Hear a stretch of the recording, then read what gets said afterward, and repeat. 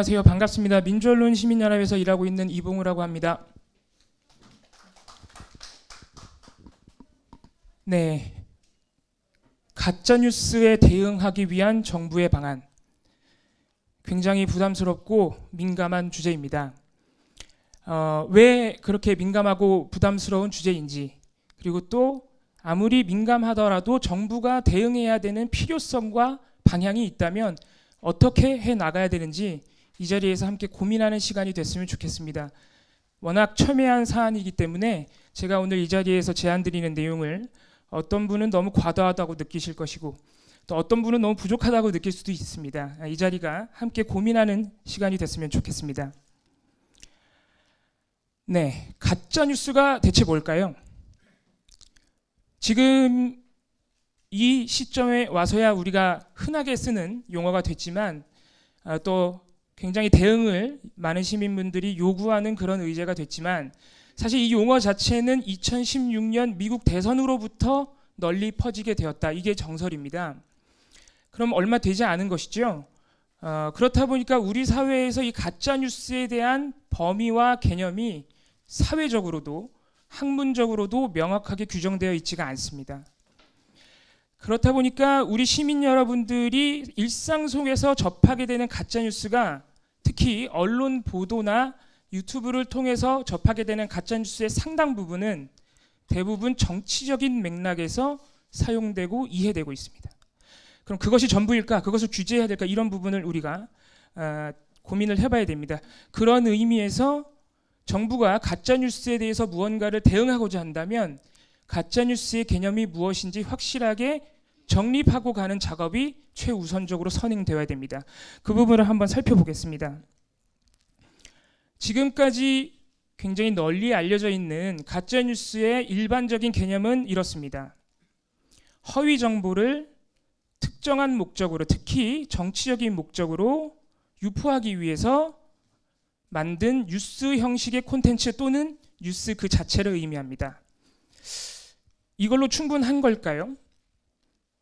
사실은 허위 정보가 아니더라도 정치적 목적을 띤 기사나 콘텐츠는 상당히 많습니다. 그리고 특별히 정치적 목적을 가지고 만들지는 않았지만 의도치 않게 정치적인 영향을 미치는 것 또는 부정한 또는 부당한 영향을 미치는 콘텐츠들이 상당히 많습니다. 그러한 콘텐츠들까지 또는 그런 언론 보도까지 모두 가짜뉴스로 봐야 하느냐, 이런 부분에 대해서 우리가 고민을 해봐야 될 것 같습니다. 최근에 우리 언론 보도에서 가짜뉴스라는 용어를 사용한 사례들입니다. 조국 보도가 가짜뉴스다. 태블릿 PC 보도가 가짜뉴스다. 대통령이 가짜뉴스다. 계엄 문건이 가짜뉴스다. 지금 이 보도들의 공통점은 정쟁의 차원에서, 정쟁의 과정에서 가짜뉴스라는 용어가 나왔다는 말입니다. 이 세 가지 사례를 좀 더 명확히 보겠습니다. 대통령이 경제가 튼튼하다고 주장했는데 야당 의원은 그게 가짜뉴스라고 말합니다. 그럼 대통령이 가짜뉴스를 만든 걸까요? 아니면 야당 의원이 가짜뉴스를 만든 걸까요? 계엄 문건이 새로 발견됐는데 여당은 수사를 해야 한다고 하고 야당은 그 문건이 가짜뉴스라고 합니다. 그 계엄 문건은 가짜뉴스일까요? 아니면 야당에서 가짜뉴스를 만든 것일까요? 이 사례는 조금 더 노골적입니다. 이 기사는 가짜뉴스를 아예 정치 공방의 한 종류로 규정하고 있습니다. 그럼 여기서 우리는 궁금증이 들 수밖에 없습니다. 이렇게 정치적인 의미만 띠고 있는 것인가? 이 사례는 제가 보여드리기에는 좀 죄송한 사례입니다만은 아까 제가 소개해드렸던 가짜뉴스의 가장 일반적인 개념하고 상당히 일치하는 사례입니다. 문재인 낙마 또는 문재인 흠집내기라는 정치적인 목적을 가지고 그것을 유포하기 위해서 허위 정보를 뉴스 형식의 콘텐츠로 만든 사례죠. 이것도 똑같습니다. 상당히 논란이 되고 많은 분들이 알고 계신 사례인데 역시 이 가짜뉴스 역시 정치적인 맥락에서, 정치적인 차원에서 나온 콘텐츠입니다. 그렇다면 가짜뉴스는 오로지 정치적인 의미만 있는 것이냐? 이렇게 정치적인 맥락에서 주로 사용되고 이해가 되다 보니까 많은 시민분들, 저를 포함해서 가짜뉴스 이슈 딱 하면은 이념, 정쟁, 정파 또는 기레기 논란 이런 것들이 떠오릅니다. 우리 사회가 가짜뉴스라는 의제로 인해서 갈등의 양상이 두드러진다는 것을 알 수가 있죠. 하지만은 가짜뉴스가 꼭 그렇게 정치적인 차원의 의미만 있는 것은 아닙니다. 정치적이냐 아니냐를 떠나서 우리가 한 가지 더 고민해야 될 게 있습니다. 그럼 가짜뉴스는 누가 만드느냐? 이것도 또 다른 차원의 한 가지 문제입니다. 정부가 어떤 이슈에 대응하고자 한다면 그 문제가 어디서 발생하는지부터 알아야 됩니다. 이거는 아까 봐왔던 언론 보도들과는 또 다른 차원의 가짜뉴스라고 일컬어지는 컨텐츠입니다. 이거는 흔히 말하는 유튜버가 만든 유튜브 영상입니다. 일반 시민이 만든 컨텐츠입니다. 역시 허위 정보를 담고 있습니다. 유력한 정치인이 한 주장입니다. 역시 혐오 정서를 담고 있고 허위 정보라고 많은 전문가들과 시민들이 지적했습니다. 이거는 기성 매체가 만든 일반적인 보도입니다. 실제로 보도가 됐던 겁니다. 역시 혐오 정서를 담고 있고 허위 정보를 담고 있습니다. 이렇게 보면 가짜뉴스의 생산자는 사실상 우리 모두입니다. 일반 시민도 만들 수 있고 정치인도 만들 수 있고 언론인도 만들 수 있습니다. 그러면은 우리 모두가 가짜뉴스 생산자가 될 수 있기 때문에 우리 모두가 정부가 무엇을 규제하고 대응한다고 할 때 그 규제와 대응의 대상이 될 수도 있는데 과연 그렇게 해야 되느냐? 아마 그것은 아닐 것입니다. 규제와 대응을 바라는 분들도 그런 차원의 대응을 원하는 것은 아닐 것입니다. 지금까지 살펴봤던 이 세 가지 사례와 이건 또 차원이 다릅니다. 실제로 논란이 됐던 사례인데 김정은 위원장이 존경할 만한 사람이다라고 주장하면 그것이 가짜뉴스일까요? 실제로 그런 논란이 일었던 방송 사례입니다. 2008년에 있었던 역시 실제로 있었던 일입니다. 경제 상황에 대해서 시민이 분석을 하고 회의적인 전망을 내놨더니 사법당국이 경제 질서를 혼란에 빠뜨리는 허위 사실이라면서 구속을 시켰습니다. 이 시민은 가짜뉴스 유포자로서 규제되고 대응이 필요한 그런 사람이었을까요? 아마 그렇지는 않을 겁니다. 그렇다면 여기서 우리가 가짜뉴스 개념화를 위해서 꼭 필요한 게 무엇이냐? 가짜뉴스의 범위를 반드시 따져보는 작업, 이것을 정부가 먼저 선도적으로 해나갈 필요가 있습니다. 우리가 많은 시민 여러분께서 규제가 필요하다, 대응이 필요하다고 하는 가짜뉴스의 범위에 방금 우리가 살펴봤던 경제적인 전망을 자발적으로 내놓는 시민, 이런 분들까지 포함되는 것은 아니겠죠. 이거를 좀 더 구체적으로 따져보면은 어디까지가 헌법적으로 자유롭게 보장된 의견과 분석 해석이고 그렇다면 어디까지가 악의적인 허위 정보냐, 어디까지가 보편적인 도덕률과 사회적으로 또 민주적으로 약속된 규범들을 해치고 부정하는 정보냐, 이 기준점을 명확히 해나가는 작업을 정부가 먼저 해나가야 될 것입니다.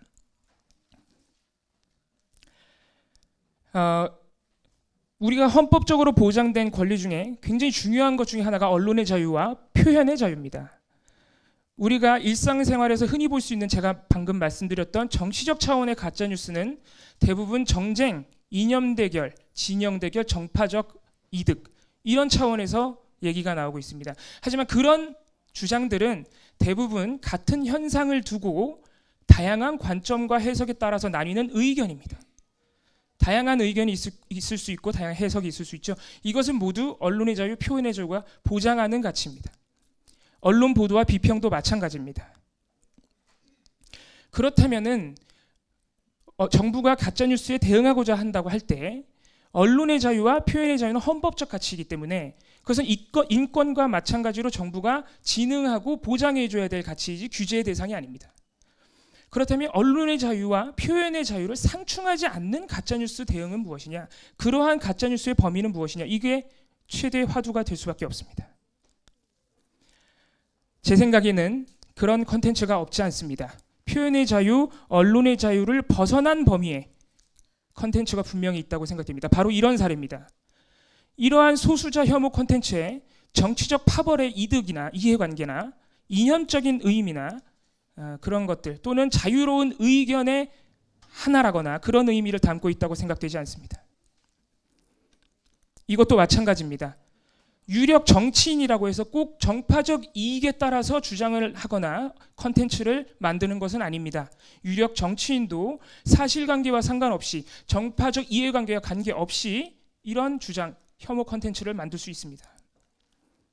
아까 봤던 기성 매체 역시 마찬가지입니다. 언론이라고 해서 매번 사실관계에 따라서 보도를 한다거나 정당의 이해관계를 대변하거나 또는 이해관계를 잘 보여주는 보도만 하는 것은 아닙니다. 그런 것과 완전히 무관하게 붉은 수돗물 사태를 난민이 했을 수 있다는 가능성, 이런 혐오 콘텐츠를 보도할 수 있는 것이죠. 이런 보도들은 우리가 말하는 언론의 본래 역할이나 언론의 순기능 또는 요즘 많은 분들이 직접 만들 수 있는 미디어 콘텐츠에 바라는 역할이 전혀 아닙니다. 즉 정부가 가짜뉴스에 대응하고자 한다면 개념을 먼저 정립할 필요가 있고, 그 가짜뉴스, 규제가 필요한, 대응이 필요한 가짜뉴스의 개념은 이념, 정파, 진영 등 표현의 자유 영역에 해당하는 것들과 무관하게 보편적인 도덕률을 해치는 정보, 민주적 가치를 부정하는 정보, 이 부분에 초점을 맞춰서 대응할 필요가 있겠습니다. 그럼 어떻게 해야 될까요? 만약 개념을, 제가 말씀드린 게 정답은 아닙니다만은 개념을 정립했다. 그러면 그 다음에 대응을 해야 할 텐데, 아마 가장 효과적이고 빠른 대응은 법적 대응일 겁니다. 법적 규제일 겁니다. 가짜뉴스로 인해서 여러 가지 피해를 우리가 보고 있지만은 법적으로 규정된 실질적인 피해 형태는 크게 세 가지입니다. 명예훼손, 권리침해, 사생활침해입니다. 근데 이러한 피해를 규제하는, 이러한 피해를 내는 정보들을 규제하는 현행법이 이미 있습니다. 정보통신망법 44조입니다. 임의의 임시조치라는 조항이 있는데 이거 상당히 논란이 많습니다. 표현의 자유를 억압한다는 논란이 있는데 이거를 오늘 자세히 보지는 않겠습니다. 우리가 유심히 봐야 될 것은 44조의 7 불법 정보의 유통 금지입니다. 우리 현행법에 이미 불법 정보를 규제하고 있는 겁니다. 이 불법 정보는 가짜뉴스의 의미를 포함하고 있는 것이겠죠. 근데 현행법은 저 불법 정보의 의미를 9가지의 사례를 들어서, 제가 여기다 다 보여드리진 못했지만 9가지의 사례로 나열해 놓고 있습니다. 그러나 그 기준이 굉장히 모호하고 때로는 과도하고 구시대적이라는 지적이 굉장히 오랫동안 지적돼 왔습니다. 특히 최근에요. 1, 2번만 여기 보이는데 1번은 음란물이고 2번은 명예훼손성 정보입니다. 과연 이걸로 우리가 가짜뉴스를 판단하는 기준이 될 수 있느냐, 따져볼 대목이 많을 것 같습니다. 방금 보여드린 정보통신망법은 그러한 불법 정보를 방송통신위원회가 심의를 거쳐서 판단하게끔 하고 있습니다. 그 규정들입니다. 방송통신위원회, 방송통신심의위원회의 규정들인데요. 역시 마찬가지로 모호한 성격이 있습니다. 방송심의 규정, 진실을 왜곡하지 말아라, 객관적으로 보도해라. 정보통신심의 규정, 선량한 풍속과 기타 사회 질서를 해치지 말아라. 정상적인 성적 수치심을 해하지 말아라. 이런 기준들이 제가 아까 말씀드렸던, 보여드렸던 가짜뉴스 사례들을 판단하고 대응하는 데 기준이 될 수 있을까요? 선량한 풍속은 누가 어떤 기준으로 판단할까요? 좀 더 구체적으로 사례를 들어가면서 보겠습니다. 정보통신망법에 사람을 비방할 목적으로 공공연히 거짓을 말할 때 불법 정보라고 하고 있습니다. 이 사례는 어떨까요? 박찬주 대령 무혐의 판정 나왔으니까 갑질 고발한 시민 가짜뉴스 만든 사람일까요? 아닐 겁니다. 정보통신심의 규정에서 사회 질서를 해할 우려, 사회 질서를 해야 한다는 것은 판단 기준이 굉장히 모호할 수 있고 미네르바 사건 대표적인 사례였습니다. 이렇게 볼 수 있듯이 현행법은 가짜뉴스를 규제하거나 대응함에 있어서 너무 광범위한 의미를 지니고 있고 어느 정도는 기준이 모호하며 굉장히 구시대적인 용어들도 담고 있습니다. 우리가 앞으로 대응을 해나가야 된다면 이런 컨텐츠를 정확하게 규제할 수 있도록, 대응할 수 있도록 정비되어야 합니다. 한 방송사가 만든 뉴스입니다. 동성애가 에이즈의 주된 원인이라고 규정한 보도였습니다. 역시 한 방송사가 5.18 민주화운동에 북한군이 개입했다고 보도했던 사례입니다. 이건 실제로 규제를 받았습니다. 유명한 이영훈 전 교수입니다. 위안부에 대해서 모욕적인 콘텐츠를 지금도 아마 생산하고 있을 겁니다. 우리가 법적으로 규제해야 한다 또는 대응해야 한다면 이런 콘텐츠들을 규제할 수 있도록 좀 더 정밀하게 규제를 정비할 필요가 있습니다. 대안을 하나 여기서 제시를 해드리자면, 아까 봤던 정보통신망법의 44조에 있는 불법 정보, 이 불법 정보를 이 조항 안에서 9가지의 사례로 늘어놓지 말고 형법상에 여기에 있는 불법 정보를 명확하게 규정하는 조항을 따로 만들어서, 법 규정을 따로 만들어서 이 정보통신망법 44조를 준용해 처벌하게끔 하는 방식이 있습니다. 이미 이런 방식이 여러 국회의원 사이에서 제시가 되기도 했습니다. 예를 들어서 형법상에 따로 5.18 모욕금지법을 제정하는 겁니다.